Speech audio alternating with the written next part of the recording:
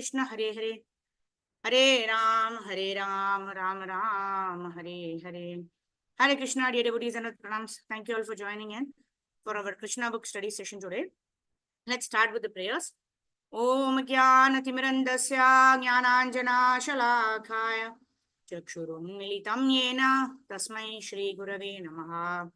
Shri Chaitanya Manobhishtam Stapitam Yena Bhutale Swayam Rupa Kadamayam Tadati Swapadantikam Vandeham Shri Guru Shri Uttapadakamalam Shri Gurun Vaishnavamscha Shri Rupam Sagrajatam Sahagana Raghunathanvitam Tam Sajivam Sadvaitam Savadutam Parijana Sahitam Shri Krishna Chaitanya Devam Shri Radha Krishna Padan Sahagana Lalita Shri Vishakhanvitamscha Namo Vishnu Padaya Krishna Preshthaya Bhutale Srimate Bhaktivedanta Swami Niti Namine Namaste Saraswate Deve Gauravani Pracharine Nirvisesha Shunyavadi Paschatya Deshatarine Namo Mahavadanyaya Krishna Prema Pradhayate Krishnaya Krishna Chaitanya Namni Gaura Dushe Namaha Pancharatvatmakam Krishnam Bhaktarupa Swarupakam Bhaktavataram Bhaktakyam Namami Bhakta Shaktikam He Krishna Karuna Sindhu Dinabandho Jagatpate Gopesha Gopika Kanta Radha Kanta Namosute Taptakanchana Gaurangi Radhe Vrindavaneshwari Vrishabhanusute Devi Pranamami Haripriye Vancha Kalpatarubhyascha Kripa Sindhubhya Evacha Patitanam Pavanebhyo Vaishnavebhyo Namo Namaha Jai Shri Krishna Chaitanya Prabhu Nityananda Shri Advaita Gadadhara Srivasadi Gaura Bhaktavinda Hare Krishna Krishna Krishna Hare Hare Hare Ram Ram Ram Hare Hare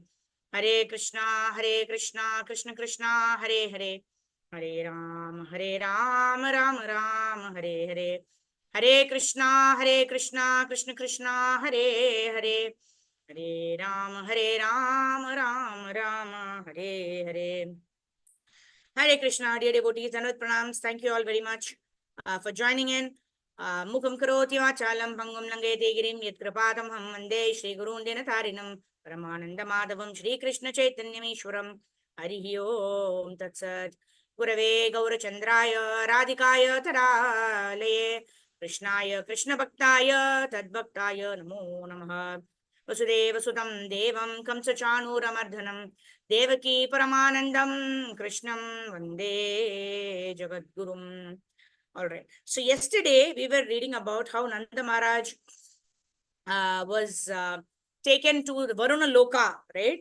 He was captured, and when he had gone to take bath in the Yamuna, right? The Acharyas explained that between Yamuna and Ganges, Yamuna is more purifying than Ganges, right? Because Ganges emanated from the lotus feet of the Lord Vamanadev, right? We saw how Ganges actually flows down to the earthly planet, which Lord Shiva actually takes on his forehead. Takes on his jada, like that. But even more purifying than Ganges is Yamuna, right? So, why? Because the entire when Vasudeva actually was taking Krishna to Gokul, right, from Mathura, from the prison house, that time Yamuna, there's a beautiful song, Yamuna uthalo jaise charane radhuli Dhule dhule gaura chan hari guna gai. Right, there is one beautiful song which is known as Lokanath Swami Maharaj sings very, very beautifully. Right, Yamuna uthale jaise, right, it's for Chaitanya Mahaprabhu, but it is also relevant here. Right, why is it relevant here? When Vasudeva is actually carrying Krishna to Gokul, Yamuna is actually trying to take the dust of the lotus feet of Lord Krishna, and it is raining heavily also, and little baby Krishna is being carried by Vasudeva. So in this way, the Acharyas explained that taking bath in Yamuna is even more purifying than taking bath in Ganges. Why? Because Ganges is emanated just from the lotus feet of the Lord, whereas the whole body of the Lord was actually bathed by the Yamuna river. And of course, we all know Krishna did so many amorous pastimes in Yamuna, right? We always sing Yamuna Tiravana Chari Jaya Kunja Bihari, right? The song that we always sing before a Bhagavatam class, right? Yamuna Tiravana Chari, one who is played in the banks of Yamuna. So taking bath in Yamuna can never be wrong, right? Can never give us some kind of trouble. But it seems here in the chapter that we read yesterday that Nanda Maharaj was taken away by Varunadev, right? Rather, he did not come out of the Yamuna river when he went to bathe, because he took bath in some before, some hours before the Brahma Muhurta time, which is considered inauspicious, right? But later on, Varunadev himself clarifies, right, that he wanted to have darshan of Krishna, and he started singing the glories of Krishna. And later we saw in the chapter also how Krishna and Balaram were glorified by Varunadev and his servants so much that Nanda Maharaj was thinking, oh, why are they glorifying my son? And when Nanda Maharaj was taken, when he was rescued, and Nanda Maharaj also went back to Vrindavan, what did he do? He was singing the glories of Krishna and Balaram. How Varunadev, a demigod, was worshipping Krishna and glorifying Krishna with so many wonderful verses like that. So we were studying yesterday how machitta matgata prana bodhayanta parasparam katayantascha mam nityam tushyanti cha ramanti cha. So whether we are sadhaka bhaktas or whether we are raganuga bhaktas, or whether we have attained perfection, attained Krishna prema, even then, what is the test for us? The test for us is that are we continuously wanting to chant the holy names of the Lord? Are we continuously wanting to sing the glories of the Lord? Right? So that is a test, and that is the sadhana as well as the sadhya. Right? So that is what Nanda Maharaj was engaged in. He was continuously singing the glories of Krishna and Balaram, how they were worshipped by Varunadev, etc. Right? So with that, understanding the greatness of the Lord, right? Now we are going to a very, I would say, confidential section of the Krishna book. It's talking about the Rasa dance introduction. However, we are not entitled to study this chapter, right? However, Srila Prabhupada, because of the explanation of Srila Prabhupada giving the tattva at every instance, we'll try to read this chapter to the extent we are able to comprehend. And to that extent, we will read, and then we will quickly summarize this chapter, right? So this is the Rasa dance introduction, chapter number 29. So we can request devotees to raise your hands, and then we can start reading this chapter. Let me share my screen. Okay, this is chapter number 29. Yes. Okay, Shubhangi Keshi Mataji, go ahead. The Rasa dance introduction. Oh, Mataji, can you unmute yourself? Hare Krishna, Mataji, Dandavat Pranam. Hare Krishna, Dandavat Pranam. Yes, Mataji. Chapter 29, the Rasa Dance Introduction. In Srimad Bhagavatam, it is stated that the Rasa dance took place on the full moon night of the Sharat season. From the statements of previous chapters, it appears that the festival of Govardhan Puja was performed just after the dark moonlight of the month of Kartika. And thereafter, the ceremony of Bhrata Divitya was performed.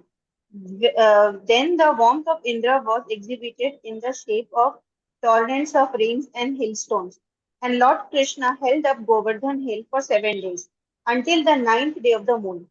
Thereafter, on the 10th day, the inhabitants of Vrindavan were talking amongst themselves about the wonderful activities of Krishna. And the next day, Ekadashi, was observed by Nanda Maharaj.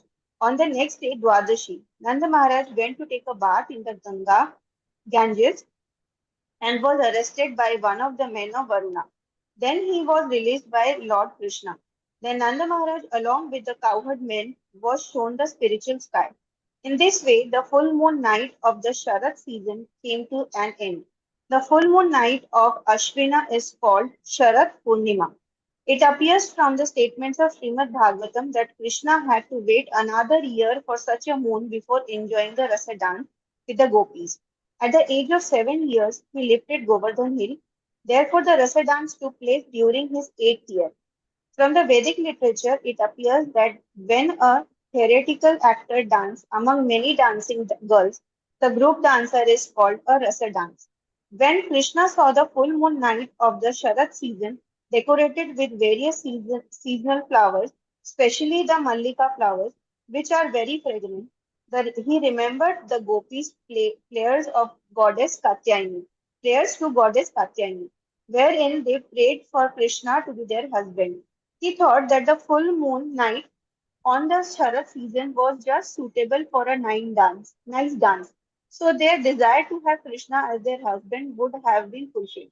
The Hare words Krishna. used in Mataji. Hare Krishna, Madhuri. Hare Krishna. Thank you. Let us pranam. So, Katyayani Mahamaye Mahayogina Dishwari Nanda Gopa Sutam Devi Patim Me Kurute Namaha. So, this was a prayer that the entire month, it's after the Chaturmasya, then we have the month of Katyayani.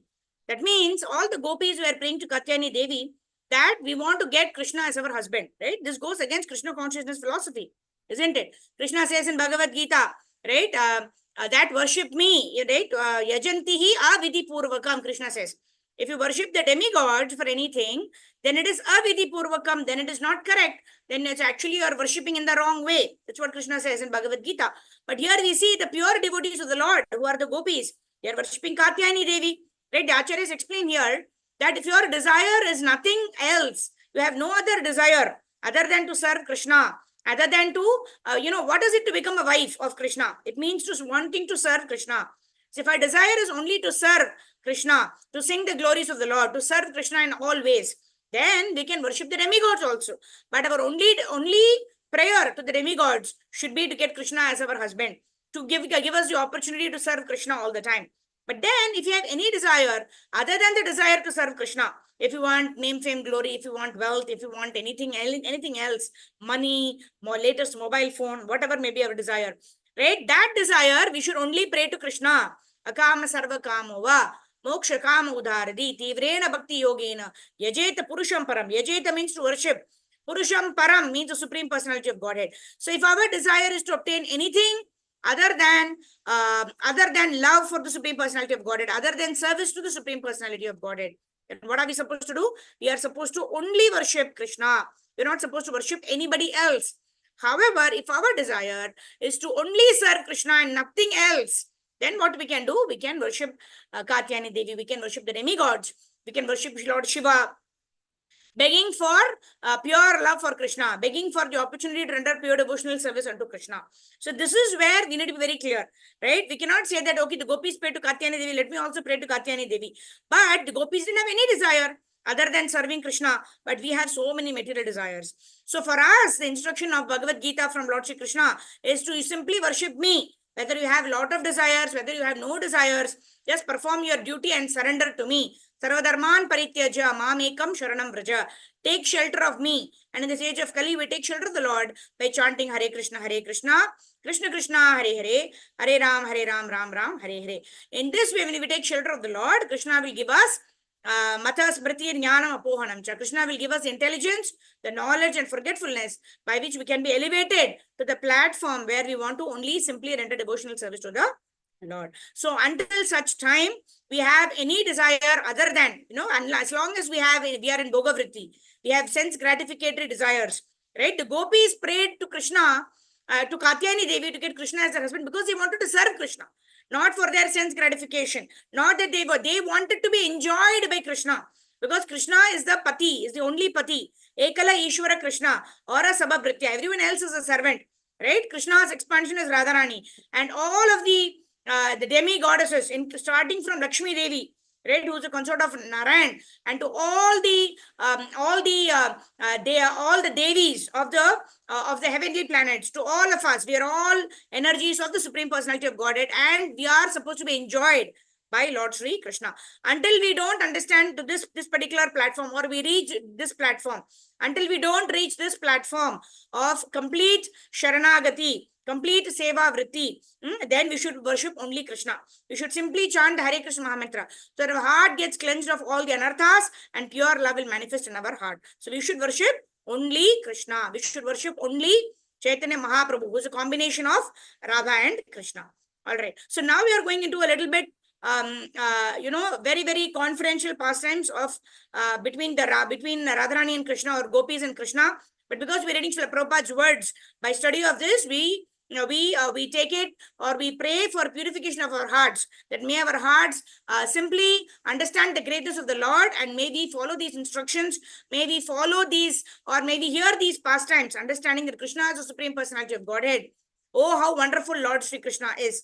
With that mood, let us continue reading this, the next paragraph. Okay, who will read this? Sridhar Prabhu, go ahead. Hare Krishna, Dandat Pranam Mataji. Hare Krishna, Dandat Pranam. The word used in this connection in Srimad Bhagavatam are Bhagavan Api. This means that although Krishna is the Supreme Personality of Godhead and thus has no desire that needs to be fulfilled, because he is always full with six opulence, he still wanted to enjoy the company of gopis in the real rasa dance. Bhagavan Api signifies that the dance is not like the ordinary dancing of young boys and young girls. The specific word used in the Srimad Bhagavatam are Yogamayam Upasriddh, which means that the dancing which gopis is on the platform of Yogamaya, not Mahamaya. The dancing of young boys and girls within the material world is the kingdom of Mahamaya, or the external energy. The rasa dance of Krishna with the gopis on the platform of Yogamaya. The difference between the platform of Yogamaya and Mahamaya is compared to the Chaitanya Charitamrita to the difference between the gold and iron. From the viewpoint of metallurgy, gold and iron are both are metal, but the quality of completely different. Similarly, although the rasa dance and the Lord Krishna's association with the gopis appear like the ordinary mixing of young boys and girls, the quality is completely different. The difference appeared by the grace Vaishnavas because they can understand the difference between love of Krishna and lust. On the Mahamaya platform, dances take place on the basis of sense gratification. But when Krishna called the gopis by sounding his flute, they very hurriedly rushed towards the spot of rasa dance with a transcendental desire to satisfy Krishna. The author of Chaitanya Charitamrita, Krishna Dasi Kaviraja Goswami has explained that lust means sense gratification and the love means sense gratification. But for Krishna, in other words, when activities are enacted on the platform of personal sense gratification, they are called material activities. But when they are enacted for the satisfaction of Krishna, they are the spiritual activities. On any platform of activities, the principle of sense gratification is there. But on the spiritual platform, sense gratification is for the Supreme Personality of Godhead, Krishna. Whereas on the material platform is for the performer. For example, on the material platform, when a servant serves master, he is trying to satisfy not the sense of his master, but rather his own senses. The servant would not serve the master in the payment stopped. He is trying to satisfy nonsense of his master, but rather of his own senses. The servant would not serve the master if the payment stopped. This means that the servant engages himself in the service of the master just to satisfy his own senses. On the spiritual platform, however, the servitor of the Supreme Personality of the Godhead serves the Krishna without payment, and he continues his service in all conditions. That is the difference between the Krishna conscious and the material consciousness. As mentioned, thank you, Prabhu.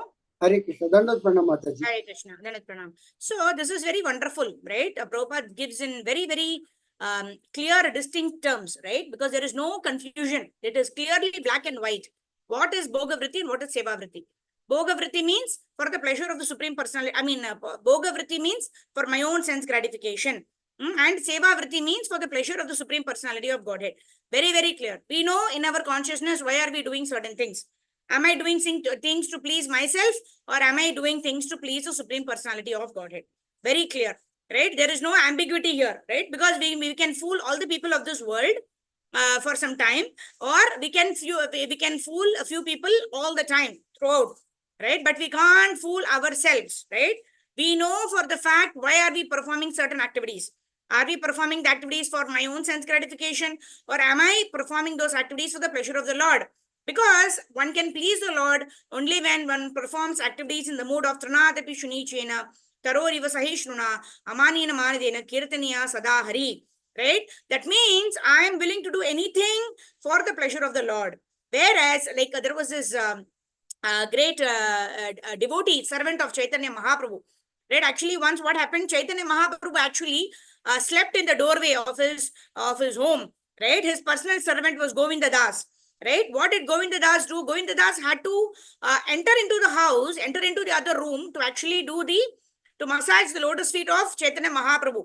But it is not good to actually cross the Lord or cross any devotee when they are sleeping, right? And Mahaprabhu was actually sleeping in the entrance of a particular room, right? So he had to cross and go to the other room to massage the lotus feet of Chaitanya Mahaprabhu.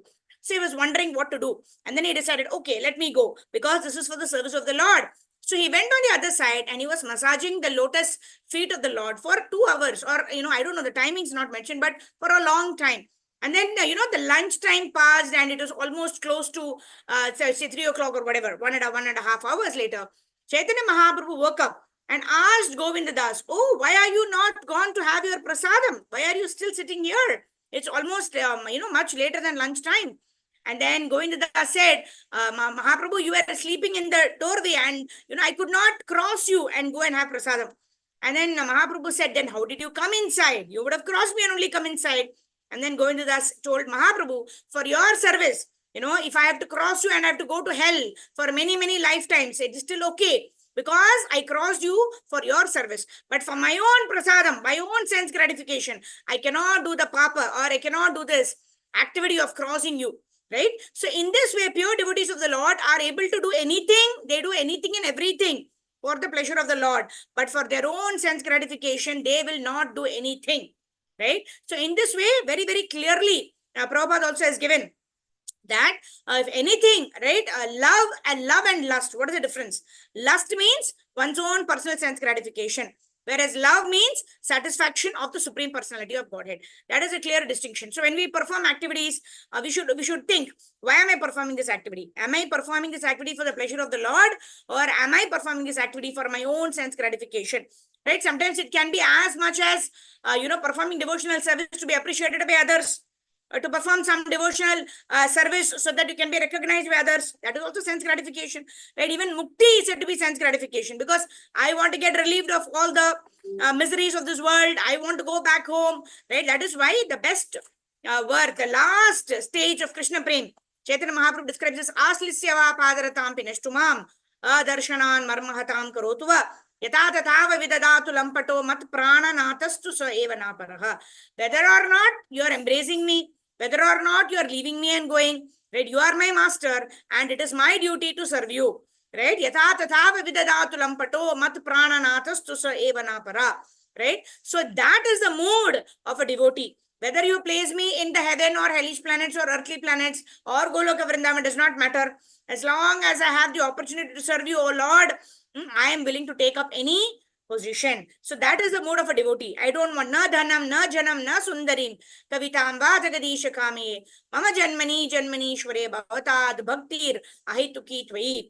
Right? Even the gopis are rushing to meet Krishna when Krishna is playing the flute, not for their sense gratification, right? Because they knew that they will not be accepted by their husbands when they come back. Right? But yet they are going because Krishna is our eternal husband, right? It is our duty to serve, satisfy, please Krishna at all times. So they know the philosophy entirely, and that's why they are acting in the right state of mind, right? Because they have to give pleasure to Krishna, they leave and go to Krishna. And the Acharyas also explain how their gross bodies were still at home. But since they so much desired to please Krishna, in their subtle bodies, they went to Lord Sri Krishna and they danced the rasa dance, right? While their physical bodies were still at home.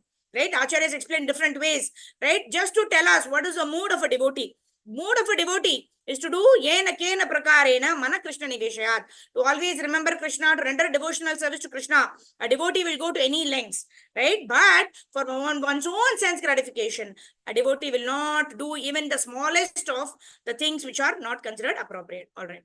Let's move ahead. Rajneesh Prabhu, please go ahead. Hare Krishna Mataji Dandat Hare Pranam. Krishna. Dandat Pranam Prabhu. As mentioned above, it appears that Krishna enjoyed the Ras dance with gopis when he was 8 years old. At that time, many of the gopis were married, but in India, especially in those days, girls were married at a very early age. There are even many instances of a girl's giving birth to a child at the age of 12. Under the circumstances, all the gopis who wanted to have Krishna as their husband were already married. At the same time, they continued to hope that Krishna would be their husband. Their attitude towards Krishna was that of paramount love. Therefore, the loving affairs of Krishna with the gopis are called Parkya, Parkya Parakiyaras. Ras. The attitude of a married man who desired another wife or a wife who desires another husband is called Parakya Ras. Actually, Krishna is the husband of everyone because he is the supreme enjoyer. The gopis wanted Krishna to be their husband, but factually there was no possibility of his marrying all the gopis. But because they had that natural tendency to accept Krishna as their supreme husband, the relationship between gopis and Krishna is called Prakya Ras. This Prakya Ras is ever existence in Golok, Vrindavan, in the spiritual sky where there is no possibility of the in- inability which characterizes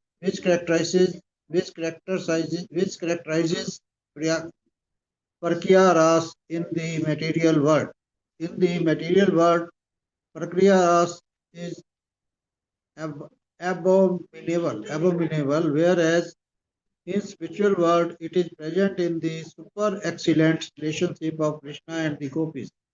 There are many relationships with Krishna, master and servant, friend and friend, parent and son, and lover and beloved. Out of all these rasas, the Parkya ras is considered to be the topmost.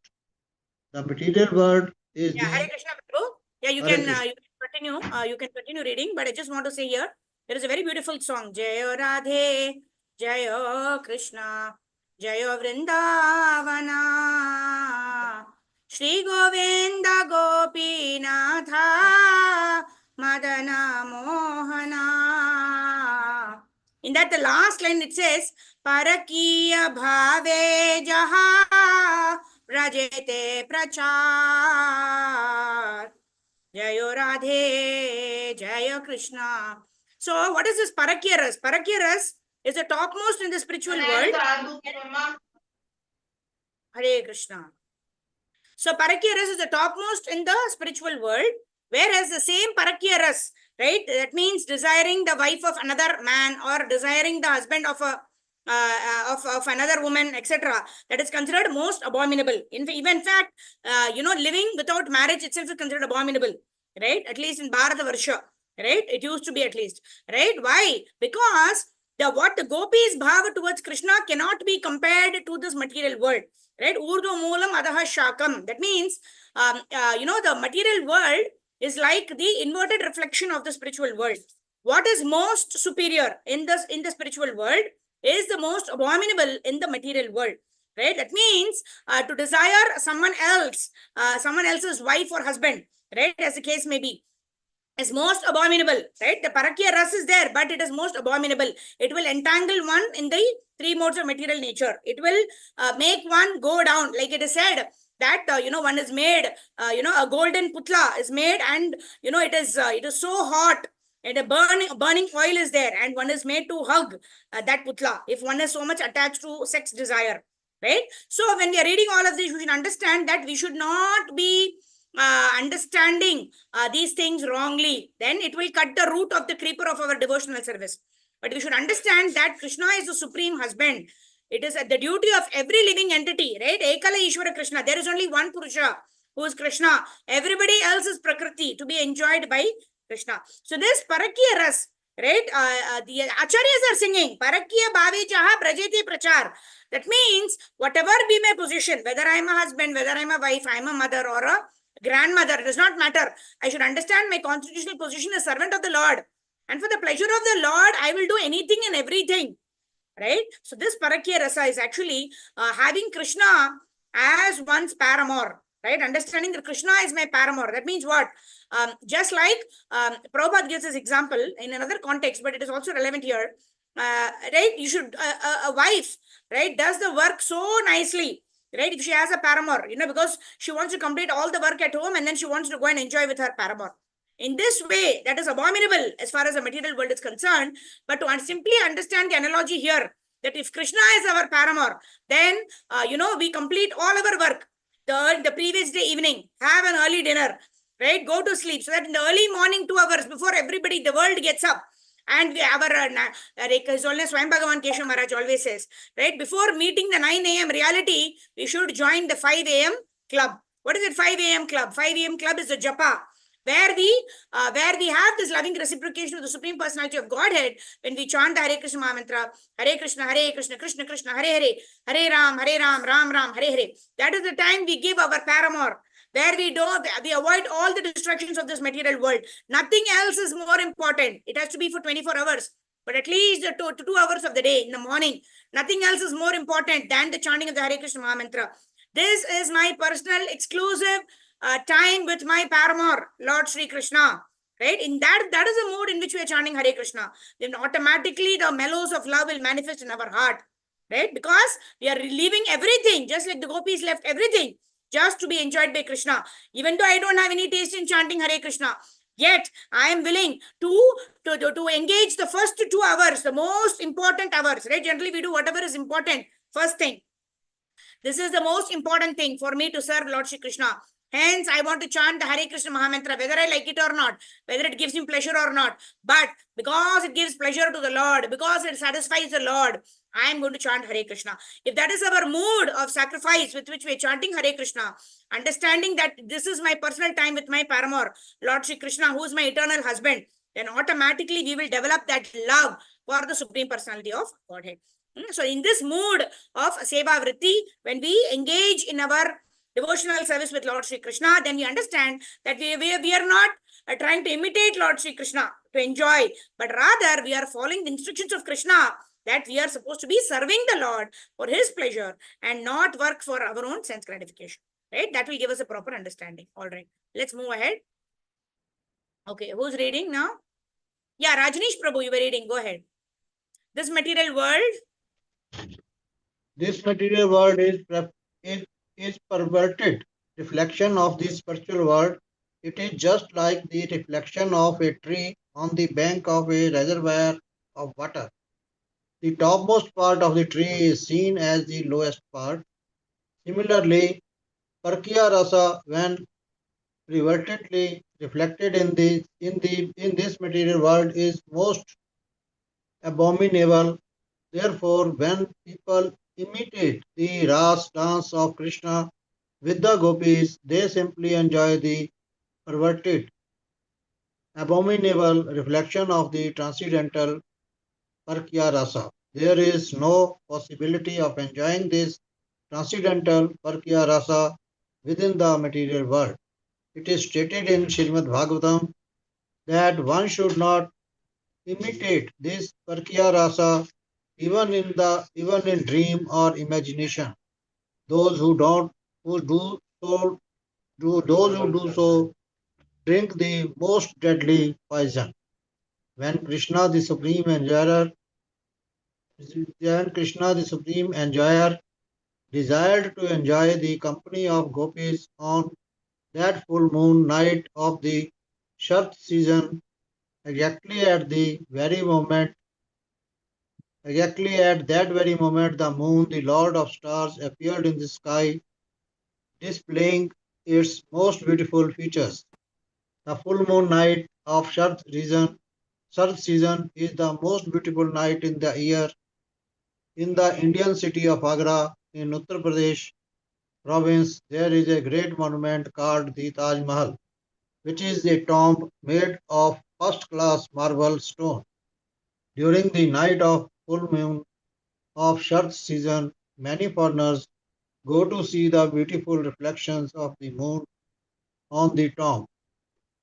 Thus, this full moon night is celebrated even today for its beauty. Hare Krishna. Thank you, Prabhu. Hare Krishna. Hare Krishna, Prabhu. So, this is a wonderful description that even the demigods, right? The moon, the stars, all of them are demigods in Chandra, Indra, Chandra, right? All of them. They're also giving their best so that this Sharat Purnima, the full moon of the Sharat season, becomes the most beautiful night because this is the day that Krishna desires to dance with the gopis. And they also want to do their contribution so that this goes on very, very beautifully. And Krishna and the gopis, Krishna and Srimati Radharani have a wonderful time enjoying their rasa dance. Because Krishna wants to serve his devotees and for their pleasure, because the gopis want to have Krishna as their husband. He wants to satisfy the gopis' desires. And the gopis, they understand that Krishna is my eternal husband. I want to serve Krishna. I want to dance with Krishna to give him pleasure on this most auspicious occasion of Sharat Purnima, right? So in this way, there is a transcendental competition between the Lord and his devotees, right? When there is transcendental competition like this, the Lord always wins. Why? Because the Lord only gives us, allows us, Mata Smriti Jnanam Apohanam Cha. The Lord gives us this desire, this pure desire to serve Lord Krishna. And the way Lord reciprocates, right? We are not able to even reciprocate. Even the pure devotees of the Lord are sometimes put into illusion, right? That's what the acharyas explain, that if somebody is able to enjoy by serving the Supreme Personality of Godhead simply for his pleasure, that is because Krishna himself is enjoying the service. Only then the living entity will be able to understand and serve Lord Sri Krishna. If anyone does not understand this pastime in the right perspective, such a person is called a Pashandi or a rascal. That's what is described by Prabhupada. So let us continue reading. All right, let me share my screen. So I'm just skipping those details of the rasa dance. Now we'll go into what Prabhupada is giving as who is a Pashandi, right? We should clearly understand these subject matters with the right frame of mind. Otherwise, we will tend to misunderstand, and then all of our activities also will be not appropriate, right, to take us to the destination of Krishna Prem. Yeah. So Sindhu Mataji, please read from here. Actually, even thinking of the demigods cannot compare with Krishna. Yeah. Pranam Mataji, Hari Bhuchila Prabhupada ki jai. Hare Krishna. Yes. Actually, even thinking of the demigods cannot compare with thinking of Krishna. It is warned in the Vaishnav Tantra that one who puts Vishnu, Narayana, or Krishna on the same level as the demigods is called a Pashindi or rascal. On hearing this question from Maharaj Parikshit, Shukadeva Goswami replied, "My dear king, your question is already answered even before this incident. Because Parikshit Maharaja wanted to clear up the situation, the spiritual master answered him very intelligently. Why are you again asking about the same subject matter which has already been explained to you? Why are you so forgetful? The spiritual master is always in the superior position, so he has the right to chastise his disciple in this way. Shukadeva Goswami knew that Maharaja Parikshit asked the question not for his own understanding, but as a warning to the future innocent people who might think others to be equal to Krishna. Shukadeva Goswami then reminded Parikshit Maharaja about the salvation of Shishupala. Shishupala was always envious of Krishna, and because of his envy, Krishna killed him. But since Krishna is the supreme personality of Godhead, Shishupala gained salvation simply by seeing him. If an envious person can get salvation simply by concentrating his mind on Krishna, then what to speak of the gopis who are so dear to Krishna and always think of him in love? There must be some difference between the enemies and the friends. If Krishna's enemies could get freed from material contamination and become one with the Supreme, then certainly his dear friends, like the gopis, can achieve such freedom and much more. Besides that, in the Bhagavad Gita, Krishna is called Rishikesha. Shukadeva Goswami also said that Krishna is Rishikesha, the super soul, whereas an ordinary man is a conditioned and soul covered with a material body. Krishna and Krishna's body are the same because he is Rishikesha. Any person making a distinction between Krishna and Krishna's body is full. Number one, Krishna is Rishikesha and Ajokshaja. These two particular words have been used by Shukadeva Goswami in this instance. Rishikesha is the super soul and Ajokshaja is the supreme personality of Godhead, transcendental to the material nature. Just to show favor to the ordinary living entities out of his causeless mercy, he appears as he is. Unfortunately, foolish persons mistake him to be an ordinary person, and so they become eligible to go to hell. Hare Krishna. Thank you, Mataji. Thank you, Mataji. So Prabhupada, immediately after the description of the rasa dance, is coming to Tattva. What is he saying? If we cannot imitate Krishna, thinking Krishna to be an ordinary person, immediately he talks about Shishupal and all the demons killed by Krishna. If the demons are getting liberation just because they are killed by Krishna, what will be the result or the destination for those who really love Krishna, right? Saint Prabhupada actually tells in a lecture also, right? Generally, when we want to donate something, right? For example, if you want to donate, we generally give, previous days chapati is there. Then, we find, some animal on the road, whom we don't know, whom we are indifferent to. We give those chapatis to the dog, to the stray dog, right? But when we want to give chapati to our own pet dog, right? As you may, we don't have, pets, but I'm just giving an analogy. Or if you want to make for our own children, what do? We don't give yesterday's chapati, isn't it? We make fresh chapati, hot, nicely put ghee and give to those people whom we love, whom we care for, isn't it? So similarly, Prabhupada is making a point here that the demons, who hate Krishna, right? Even they get liberated if they are killed by Krishna. Then what to speak of the topmost devotees who are so dear to Krishna?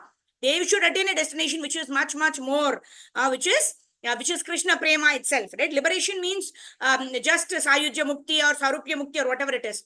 But Krishna Prema means to have the association of Krishna always, to be with Krishna always, right? So that kind of mukti can be attained only by the pure devotees of the Lord who have no ego, who have no false ego, but they simply work for the pleasure of the Supreme Personality of Godhead. And two words are used to describe Krishna here, Rishikesha and Adokshaja. Why is Krishna called Rishikesha? Rishikesha means he is the master of senses.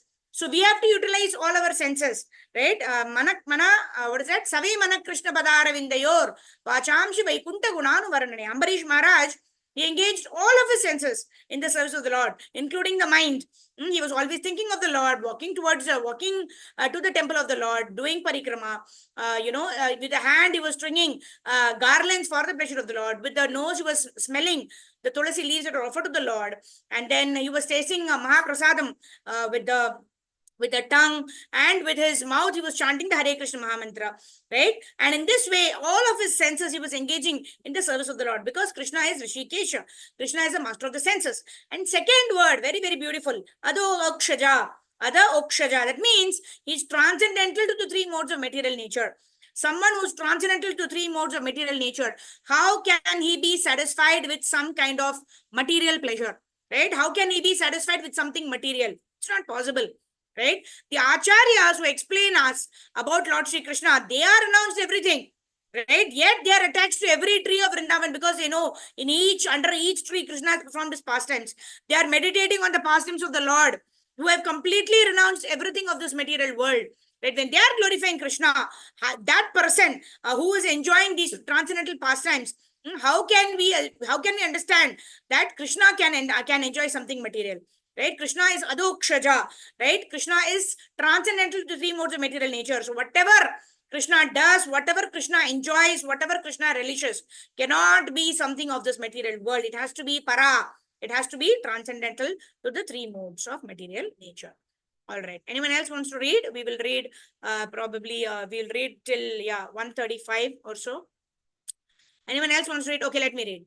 Shukadeva Goswami continued to inform Maharaja Parikshit that Krishna is not an ordinary person, but rather the Supreme Personality of Godhead, imperishable, immeasurable, and without any material qualities, but full of all spiritual qualities. Right? Aishwaryasya samagrasya viryasya yashasya shriyaha jnana vairagyayaschaiva sannam bhaga itingana.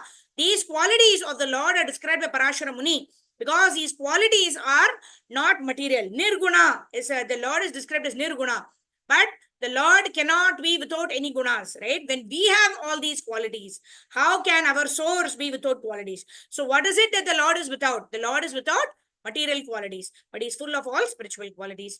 He appears in this material world out of his causeless mercy, and whenever he appears as he is, without a change. Right? So this means that there is no difference between the soul and the body of Lord Sri Krishna. There is a difference between my material body and I, the soul. Right? Because this body, dehinosmi neta dehe, kaumaram yauvanam jara tata dehantara prapti dhiras tatra muyati. Because I know when I see my photographs of my being a child, and then I'm going to school, and then I'm a teenager, and now I'm 45, I can see that my body is undergoing change every day. But Krishna, when he was 125 years old in the battlefield of Kurukshetra, he was looking Nava Yauvanam, right? Because Krishna is eternally, it's always in the fully blossomed youth form, right? Because there is no difference. There is no, what is that? Birth, death, disease, and old age for Krishna, right? Because his body is such it ananda, whereas my body is, slowly becoming old. I'm not able to do certain things which I used to do as a child, not able to jump and play, etc. Why? Because my body is growing old.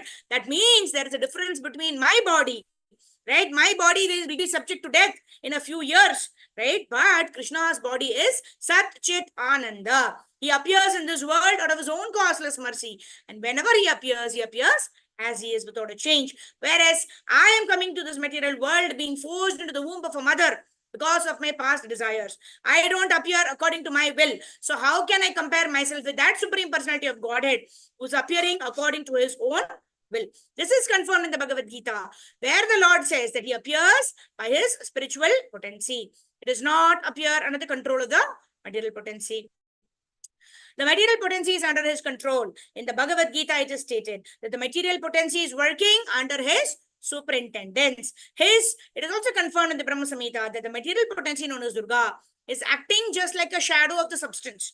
The conclusion is that if one somehow or the other becomes attracted to Krishna, or attached to Krishna, or attracted to Krishna, either because of his qualities of beauty, opulence, fame, strength, renunciation, or knowledge, through affection or friendship, or even through lust, anger, or fear, then one's salvation and freedom from material contamination are assured. Very beautiful.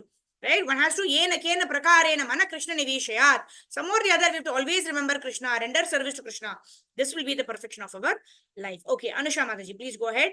In the Bhagavad Gita 18th chapter. Hare Krishna Mataji, Dandavat Pranams. In the Bhagavad Gita 18th chapter, the Lord states that one who is engaged in preaching Krishna consciousness is very dear to him. A preacher has to face many difficulties in his struggle to preach pure Krishna consciousness. Sometimes he has to suffer bodily injuries, and sometimes he has to meet death also. All this is taken as a great austerity on behalf of Krishna.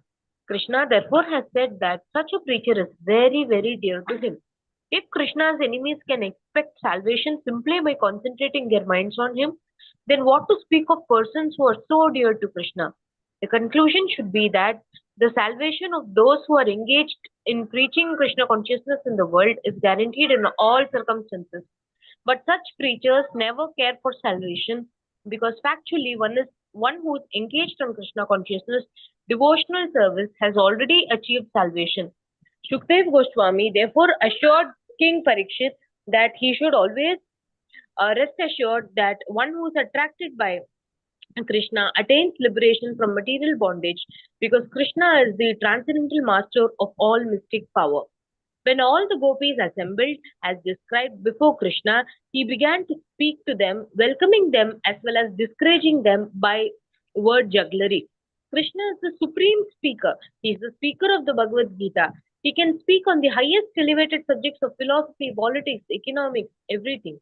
And he also spoke before the gopis who were so dear to him. He wanted to enchant them by word jugglery, and thus he began to speak as follows. Can I go ahead, Mataji? Yeah, go ahead. Yes. Will we paragraph? Yes. O ladies of Vrindavana, Krishna said, you are very fortunate and you are very dear to me. I am very pleased that you have come here, and I hope everything is well in Vrindavana. Now please order me. What can I do for you? What is the purpose of you coming here in the dead of night? Kindly take your seats and let me know what I can do for you.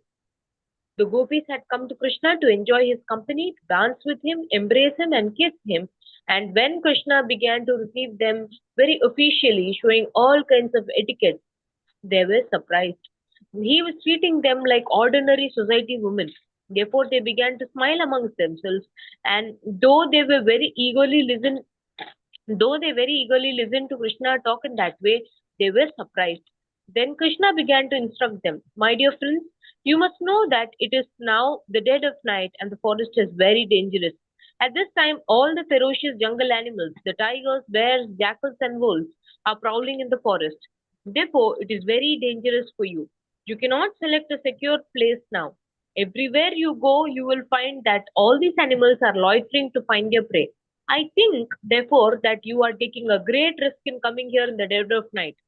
Please return back immediately without delay. Hare Krishna. Thank you, Mataji. We'll continue this Hare. tomorrow. This is very wonderful, right? What Krishna is telling them. Krishna is saying, okay, now you've come here. Now you please go back to your homes. And then what are the gopis thinking? You know, we have left our husband, we've left everything. We've come in the middle of the night just to simply serve Krishna and to give him pleasure. And this is what Krishna is saying. How do we understand this, right? How do we understand this? Krishna is testing the gopis, right? To what extent the gopis are able to take these words, right? Sometimes when we render so much service in the material world and we are not reciprocated, what do? Oh, I will not serve you, right? And that is the end of everything, right? But the gopis are not saying that to Krishna, right? The gopis didn't, of course, the gopis didn't feel happy hearing this from Krishna. But what did they do? They got disturbed, they got angry, right? They do not want this kind of free advice from Krishna. But yet they do not lose their affection for Krishna, right? They do not lose, because they had the philosophy right in place. They were not coming to Krishna just on sentimental basis, right? That if you don't like, you don't like our service, then we are not going to serve you anymore, right? Ashlisyava padaratam pinashtavam. They are in the highest level, right? So when Krishna is saying that it is very dangerous, now you go back home, etc., they knew that nobody could give them more protection than Krishna himself, right? They had their philosophy and thought process well in place. They surrendered to Krishna, and they also had the right kind of knowledge. Krishna only gave them the right knowledge. Matas pratir jnanam apohanam cha. So in this way, although Krishna asked them to go back, they replied back to Krishna, saying that their shelter is only Krishna, right? So in this way, we understand that the gopis were not ordinary women, right? In fact, they were on an equal level with Krishna. They are the eternal associates of the Supreme Personality of Godhead, and they've come down to this material world just to give pleasure to the Lord. Just like Krishna told Radharani, I'm going down to the material world, and Radharani says, I'm not coming. Why? Because I cannot be in a place where there is no Govardhan, there is no Radhakund, there is no Shamkund. And then what is Krishna saying? Okay, Govardhan is already down, right? So we are going. So Krishna has made all of these pure devotees who are completely surrendered or dedicated souls. They have come down simply to render service to Krishna. So although Krishna is speaking these words, they know the heart of Krishna, right? So in this way, they are saying, right, you may be instructing us like ordinary society women, doing, telling us what we should be doing and what we should not be doing, but do not discourage our long cherished desire to have you as our husband, right? And they speak words of philosophy back to Krishna. And then now Krishna is convinced that these gopis are my pure devotees. And this is what he wanted to ask and he wanted to hear. Like just like Krishna, Chaitanya Mahaprabhu was asking Ramananda Rai, what is better? Varnashrama Dhamma is the highest. He says, okay, that is good, that is correct, but tell me more. Ara kahe ara, right? Tell me more, tell me more. In this way, when Krishna hears his own glories, when Krishna hears how much love the devotees have for him from themselves, then Krishna gets very much pleased. So in this way, Krishna had this loving interaction with the gopis, chastising them, telling them to go back home, etc. And finally, they had wonderful pastime. When they told Krishna that you are my husband, we don't desire anything other than pleasing you, satisfying you, and serving you, right? And to be embraced by Krishna is more for Krishna's enjoyment rather than the gopis' enjoyment. So in this way, when they explained to Krishna, then Krishna proceeded with having this Rasa Leela, right, which has no material contamination, which has no material tinge in it. And in this way, this spiritual activity for the pleasure of the Lord, for the pleasure of Krishna, took place, right? Anusha Mataji, I'll just share my screen. You can read the last paragraph with which we'll end this session. And also this chapter gets completed here. So if you can unmute and read this, and then we'll end the session. The gopis, however, soon began to feel. The gopis, however, soon began to feel very proud, thinking themselves to be the most fortunate women in the universe due to being favored by the company of Krishna.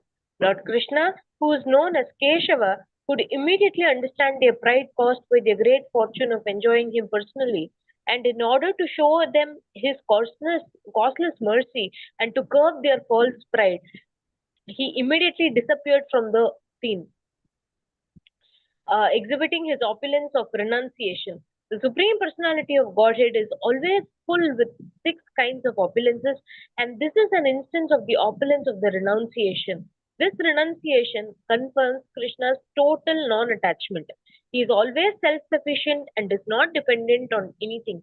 This is the platform on which his transcendental pastimes are enacted.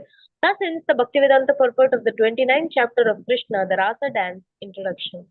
Hare Krishna. Maharaj. Thank you very much. So here we see that Krishna is also the epitome of renunciation. Krishna is Atmaram. Right? What do you mean by Atmaram? Atmaram means self-satisfied.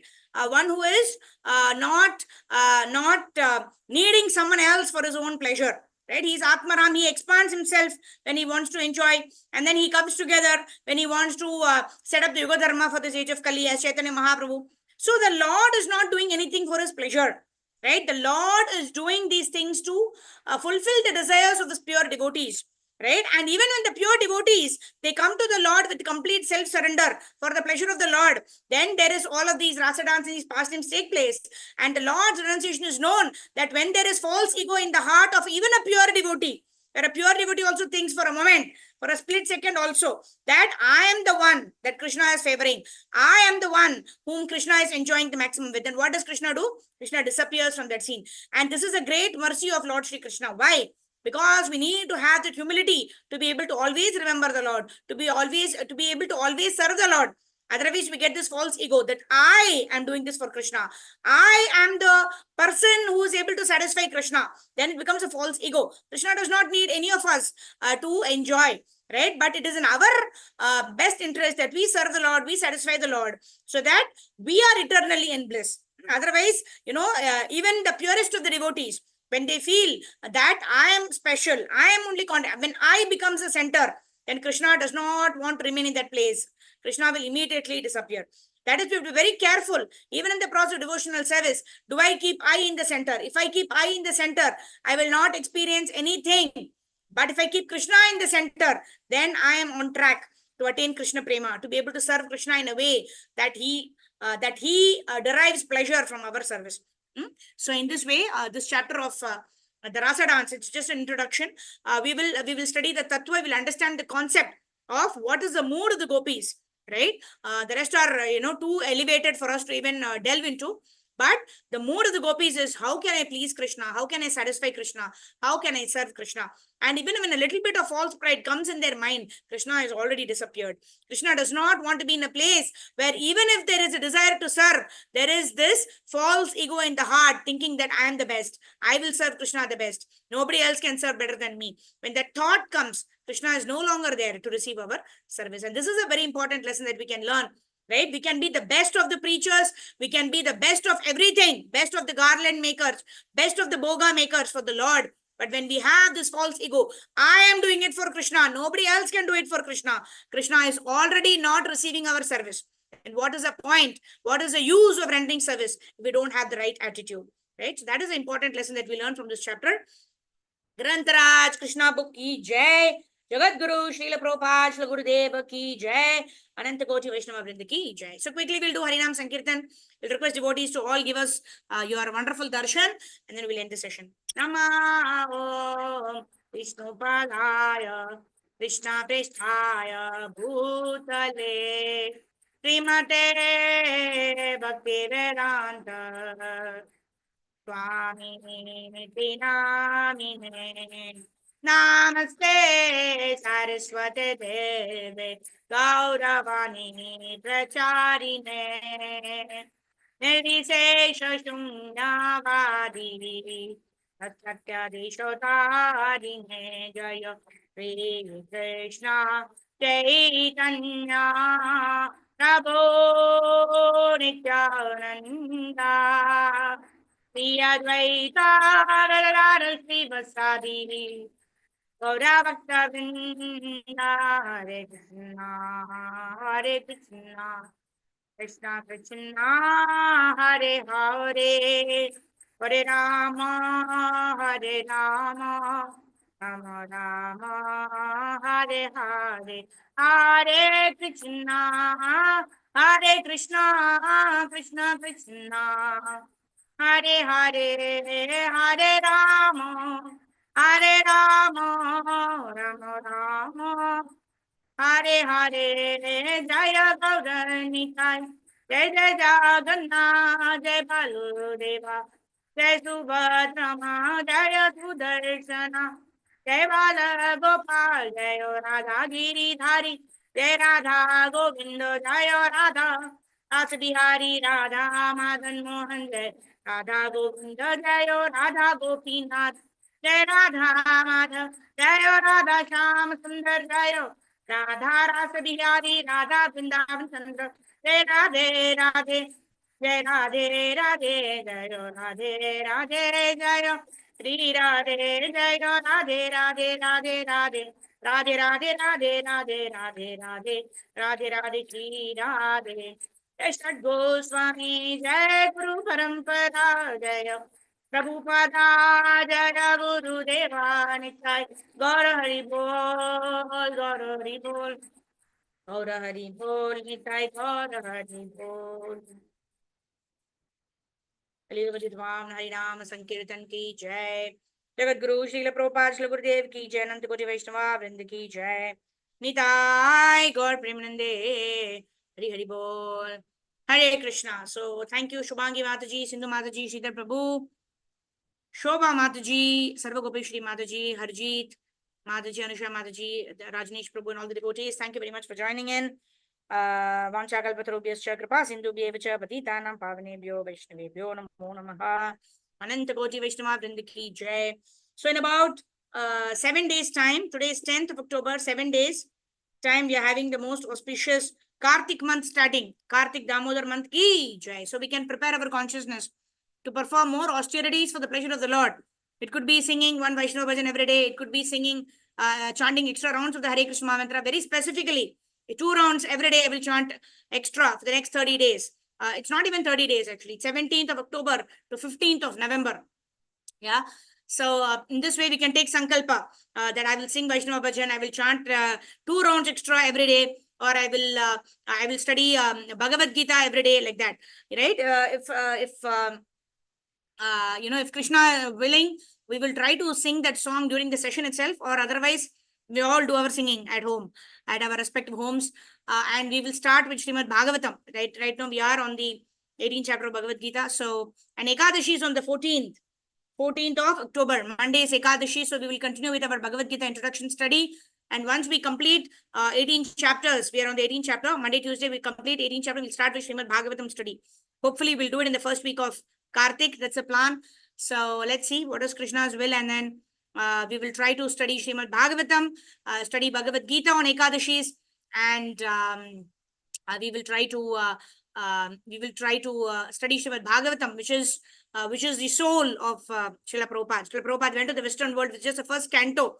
The Prabhupada said, I've invested all my transcendental energies in the first canto of Srimad Bhagavatam. So we will read the synonyms, the translation, the purport, every word of what is there in Srila Prabhupada's Srimad Bhagavatam first canto is what we want to start, and that's our aspiration. To understand what Srila Prabhupada has given, in spite of the heart attacks, in spite of his wonderful location of Radha Damodar Mandir. Srila Prabhupada wrote this first canto and left Vrindavan to take Vrindavan to the Western world. Right? So we don't all, at least I can talk for myself. I'm not Vrindavan conscious, but the Prabhupada's first canto of Srimad Bhagavatam will bring that Vrindavan consciousness in us, just like Prabhupada took this Vrindavan consciousness to the Western world. So in this way, let us study, let us prepare our consciousness for the Kartik Damodar month. This is the month of Srimati Radharani. If you want to please Srimati Radharani, then we observe this month, with utmost dedication and sincerity. Right? Apart from South Indian, for South Indians, dosa is also a big austerity. So if you are able to fast from urad dal, then that's also a very very nice sacrifice for Srimati Radharani's pleasure. Right? So in this way, we will observe our Kartik Damodar month for the exclusive pleasure of Guru and Gauranga. Thank you all very much for joining in. Ananta Koti Vaishnava Vrinda ki Jai. Jagat Guru Srila Prabhupada Srila Gurudeva ki Jai. Nitai Gaur Premanande, Hari Hari Bol. Thank you very much. We'll meet you all tomorrow morning, 5 o'clock for Brahma Murta chanting session. Hare Krishna. Srila Prabhupada